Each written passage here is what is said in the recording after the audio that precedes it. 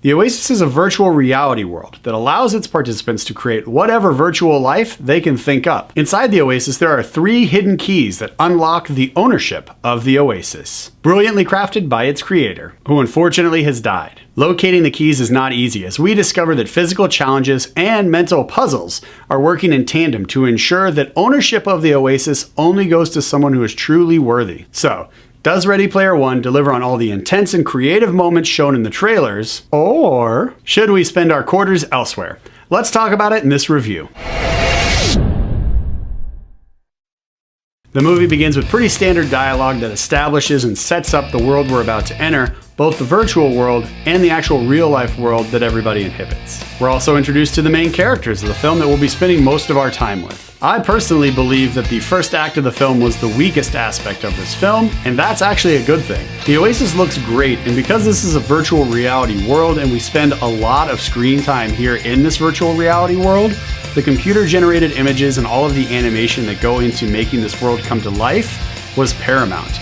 And I'm happy to report that they did an excellent job creating the Oasis. The one aspect of this film that did surprise me the most out of everything was the story. When I walked into the theater, my understanding of the movie, just based on the trailers alone, because I haven't read the book, but my understanding of the film was that people are going around trying to solve this puzzle to claim ownership of the Oasis. And that is a major part of this film, but there's also an underlying theme or current that runs throughout it about acceptance, friendship, and love, which are all touched on brilliantly. We discover that the 3 keys aren't just simply hidden, so that gamers keep returning to this world time and time again, spending their time and their money trying to build up this virtual life that they have in the game. The creator Halliday, played by Mark Rylance, hid these keys so brilliantly that only a person with drive and passion, mixed with someone who is willing to take the time to get to know him as a person, even though he's passed on, get to know him as a person by visiting this extensive library of his life, all of the things he enjoyed and his thoughts. We find out that he wanted a friend,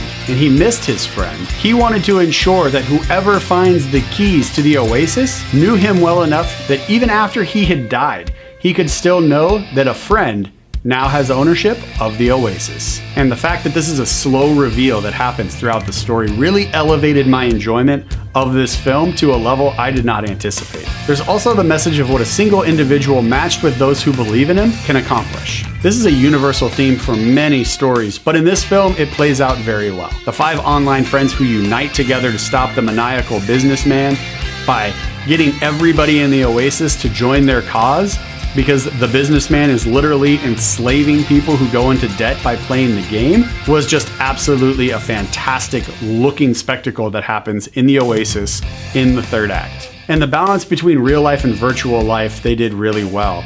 It's a delicate balance for sure to make sure that both sides of the story are getting enough screen time so that the story makes sense. And I'm happy to report that at no time was I ever sitting there going, man, I could really use more virtual over real or more real over virtual. And finally, the action sequences that take place in the Oasis looked like 1,000 creative minds were all set loose. And thankfully they had an animation department that was capable and able to bring all of these creative ideas to life for us on the big screen. Ready Player One is playing at your local movie theater right now, and I am definitely recommending a big screen viewing of this film. It is creativity set free, and it also has heart. Steven Spielberg did a great job with this movie, and it's nice to see him come back to films that require this much creative juice. I enjoyed the time I spent in the theater watching this movie more than I thought I would, which is saying a lot because when I walked into the theater, I already assumed it would be awesome. So because of that, it's getting both high fives from this guy. Ready Player One is playing at your local movie theater right now. Check it out.